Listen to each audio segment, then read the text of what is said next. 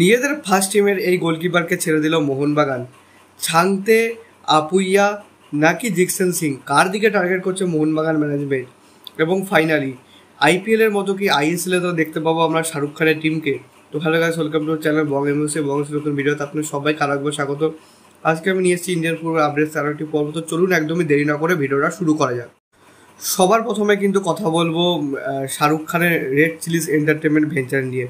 তো red Chillies কিন্তু already একটা স্পোর্টিং টিম ওন করে, সেটা আপনারা সকলেই জানেন কোন দল, সেটা হচ্ছে আইপিএল এর কলকাতা নাইট রাইডার্স দল। এবং এছাড়াও শাহরুখ খান মানে আপনার সাউথ আফ্রিকা এবং আমেরিকাতেও কিন্তু তিনি তিনি কিন্তু ওন করেন। এবং এই জন্য ক্রিকেটের পাশাপাশি এবার তিনি কিন্তু ফুটবলের মঞ্চেও নামতে চলেছেন, এরকমটাই কিন্তু বিশ্বস্ত সূত্রে খবর পেয়েছি। তিনি কিন্তু সবার আগে মোহামেডানকে কিন্তু প্রস্তাব দিয়েছিলেন, মোহামেডানের যদি দরকার থাকে তিনি মোহামেডান ক্লাবে ইনভেস্টমেন্ট করতে আগ্রহী ছিলেন, যে কারণে কিন্তু মোহামেডানকেও তিনি প্রস্তাব দিয়েছিলেন। বাট খুব সম্ভবত বাঙ্কার হিলের সাথে মোহামেডানের যেহেতু চুক্তি এখনও আছে, তো বাঙ্কার হিলও অন্ততপক্ষে এই সিজনটা মোহামেডানেই ইনভেস্টার হিসেবে থাকছে। কিন্তু শাহরুখ খান কিন্তু কোনোরকমভাবে চেষ্টা চরিত ছাড়ছেন না। এইটুকুনি শোনা যাচ্ছে যে তিনি নাকি নেক্সট সিজনে নতুন কোনো দল যারা আইএসএলে হয়তো কোয়ালিফাই করবে বা নাও যদি করে, তো সেক্ষেত্রে নতুন দলকে তিনি ইনভেস্ট করবেন এবং তাকে কিন্তু যে একটা 1.6 করোড় যে টাকাটা দিতে হয়, সেই টাকাটা দিয়েই কিন্তু অর্থাৎ যে সেই ফিটা দিয়ে তিনি কিন্তু সেই দলটাকে আইএসএলে খেলাতে চাইছেন। তো এখন পুরোটাই কিন্তু প্রস্তাবিত পর্যায়ে রয়েছে, কারণ কোনো দল হঠাৎ করে আইএসএলে খেলতে হলে সেই দলের কিন্তু আমূল পরিবর্তন দরকার। সেই দলের ভালো stadium, dressing room, media house এবং তার কিছু সোশ্যাল মিডিয়া অ্যাক্টিভিটি, তো এরকম অনেক কিছু দরকার। সেগুলো কিন্তু শাহরুখ খানকে কিন্তু আগে খেয়াল রাখতে হবে দল কেনার আগে।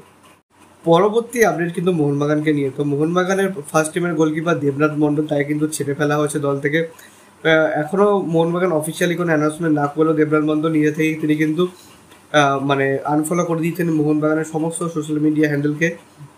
এবং এটা জানাই ছিল দেবনাথের মতো একজন প্রতিভাবান গোলকিপার এক ফোঁটা সুযোগ পাননি, আইএসএল হোক, ডুরান্ড কাপ হোক বা সুপার কাপ, যেখানে যেখানে তার এক্সপিরিয়েন্স গ্যাদার করার জায়গা ছিল সেখানে তিনি সুযোগ পাননি। সিএফএল এর মঞ্চে বেশ কিছু ম্যাচ সুযোগ পেয়েছিলেন, ভালো গোলকিপার। এবং তিনি এখন বর্তমানে কিন্তু ফ্রি এজেন্ট, এবং যেই ক্লাবে যান না কেন আমি তার একজন বাঙালি ফুটবলার হিসাবে কিন্তু সাফল্য কামনা করি। পরের আপডেটটা কিন্তু যেটা মোহনবাগান ফ্যান্সরা শোনার জন্য অধীর আগ্রহ অপেক্ষা করে রয়েছেন, সেটা হলো আপুইয়া, ছাংতে নাকি জিকসেন, এই তিনজনের মধ্যে কাকে নেবেন? মার্কাস তো অলরেডি বলে দিয়েছেন যে কোনো একজন বড় খেলোয়াড় ইন্ডিয়ান বড় নাম কিন্তু মোহনবাগানে আসবেই এবছর। কালকে রাত মোটামুটি 11:30 অবধি একটা আপডেট শোনাচ্ছিল আপুইয়াকে নাকি ইস্ট বেঙ্গল এবং মোহনবাগানের দড়ি টানারির মধ্যে থেকে কিন্তু মোহনবাগান নাকি বের করে নিয়েছেন।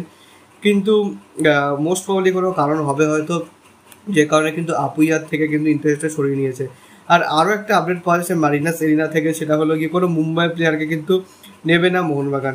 তো সেক্ষেত্রে একজন খেলোয়াড়ই বেঁচে থাকলো, সেটি হলো জিকসেন সিং। তো জিকসেন সিংকে এখন জিকসেন সিংয়ের সঙ্গে কিন্তু এখনও অবধি কোনো ট্রান্সফার নিয়ে কোনো কথা হয়নি। আপুইয়ার সঙ্গে কিন্তু একমাত্র কথা হয়েছিল, ছাংটের সঙ্গে কথা হচ্ছে কিনা আমার কাছে আপডেট নেই, তবে আপুইয়ার সঙ্গে কনফার্ম কথা হয়েছিল। জিকসেনের টেবিলে কিন্তু কোনো রকম এখন অবধি অফার গিয়ে পৌঁছায়নি এই সিজনের জন্য বলছি আর কি। এখন ভবিষ্যতে পৌঁছায় কিনা সেটা এখন দেখার বিষয়। মোহনবাগান ফ্যান্সরা এই তিনজনের মধ্যে কাকে পেলে আপনারা বেশি খুশি হতেন সেটা কিন্তু আমাকে অবশ্যই কমেন্টে জানাবেন।